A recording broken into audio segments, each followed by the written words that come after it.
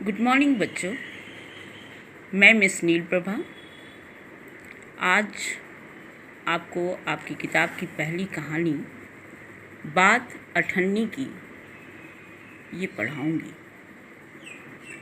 इस कहानी को सुदर्शन जी ने लिखा है और इस कहानी में उन्होंने हमारे समाज में व्याप्त कई समस्याओं को उजागर किया है। समाज में फैले भ्रष्टाचार, रिश्वतखोरी, हमारे न्याय व्यवस्था की कमजोरी जैसी कई समस्याओं को इस कहानी के माध्यम से वे स्पष्ट कर रहे हैं। शीर्षक कहानी का है बात अठन्नी की।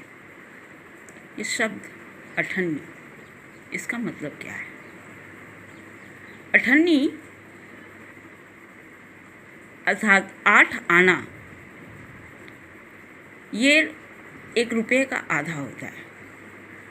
पहले के ज़माने में 1 रुपया 16 आना को कहा जाता था और 16 आना का आधा हुआ 8 आना, अर्थात लगभग 50 पैसे। और इस अठन्नी के इर्द गिर्द हमारी यह कहानी घूम रही है। आइए देखते हैं कहानी में क्या है।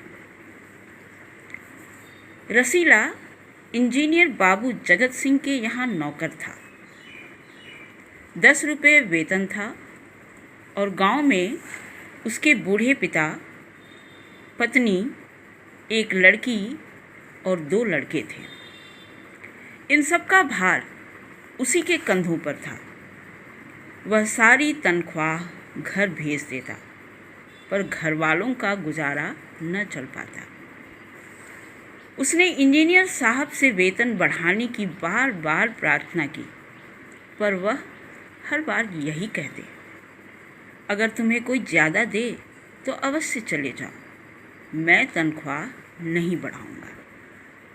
तुम देखते हैं कहानी में एक इंजीनियर हैं जिनका नाम है जगत सिंह।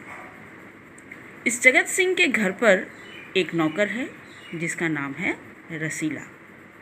रसीला जगत सिंह के यहाँ काम करता है और बदले में उसे 10 रुपये वेतन मिलता है। रसीला का पूरा परिवार गांव में रहता है। उसके परिवार में उसके बूढ़े पिता हैं, पत्नी है, एक लड़की है और 2 लड़के। और इस पूरे परिवार की जिम्मेदारी रसीला के कंधों पर है। इनकी सारी ज़रूरतों को पूरा करने की जिम्मेदारी, खाना पीना और भी तरह तरह की जो भी ज़रूरत है उन सबको पूरा करने की जिम्मेदारी रसीला की है। इसलिए वह अपनी सारी तनख्वाह अपने गांव भेज देता था।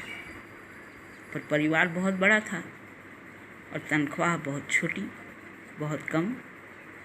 इसलिए उतने पैसे से अर्थात 10 रुपये से घर वालों का गुजारा नहीं हो पाता था।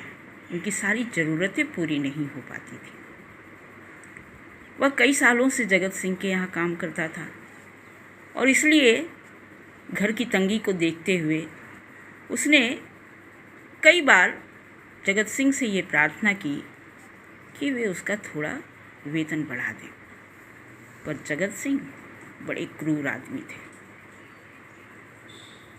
उसको रसीला के हालात पर जरा सी भी दया नहीं थी और इसलिए उसने उससे 2 टूक जवाब दे दिया कि कोई तुमको ज़्यादा तनख्वाह देता है तो तुम वहाँ चले जाओ, मैं तुमको 10 रुपये से ज़्यादा तनख्वाह नहीं दूंगा। वह सोचता, यहाँ इतने सालों से हूँ, अमीर लोग नौकरों पर विश्वास नहीं करते, पर मुझ पर यहाँ कभी किसी ने संदेह नहीं किया। यहाँ से जाऊँ तो शायद कोई 11-12 दे दे, पर ऐसा आदर न मिलेगा। रसीला जब जगत सिंह उसकी तनख्वाह बढ़ाने से इनकार कर देते तो यही सोचता कि भाई अक्सर अमीर लोग नौकरों पर विश्वास नहीं करते हैं, पर जगत सिंह ने उस पर कभी कोई संदेह नहीं किया। वो सोचता कि अगर मैं यहाँ से कहीं और काम करने को जाऊँ तो शायद 11-12 रुपया मुझे मिल जाए, पर यहाँ जैसा आदर मिला, अर्थात यहाँ किसी ने मुझ पर संदेह नहीं किया, ऐसा आदर मुझे दूसरी जगह नहीं मिल पाएगा, क्योंकि अमीर लोग अक्सर अपने नौकरों पर विश्वास नहीं करते हैं। जिला मजिस्ट्रेट शेख सलीमुद्दीन इंजीनियर बाबू के पड़ोस में रहते थे। उनके चौकीदार मियाँ रमजान और रसीला में बहुत मैत्री थी। दोनों घंटों साथ बैठते, बातें करते। शेख साहब फलों के शौकीन थे। रमजान रसीला को फल देता। इंजीनियर साहब को मिठाई का शौक़ था। रसीला रमजान को मिठाई देता। अब कहानी में आगे हम देख रहे हैं कि इंजीनियर जगत सिंह के घर के बगल में, उसके पड़ोस में एक मजिस्ट्रेट साहब का घर था। मजिस्ट्रेट का नाम था शेख सलीमुद्दीन और उनके यहाँ एक चौकीदार था जिसका नाम था रमजान। रमजान और रसीला दोनों पड़ोसी थे, दोनों के मालिक पड़ोसी थे और इसलिए अक्सर दोनों खाली समय में घंटों बैठ कर के बातें करते थे, क्योंकि उन दोनों के बीच में मैत्री थी, मित्रता थी, बहुत गहरी मित्रता थी। शेख साहब को फलों का शौक़ था, घर में काफ़ी फल रहते थे और इंजीनियर साहब को मिठाइयों का शौक़ था। इसलिए अक्सर शेख साहब का चौकीदार रमजान रसीला को फल देता था और जगत सिंह का नौकर रसीला रमजान को मिठाइयाँ खिलाता था।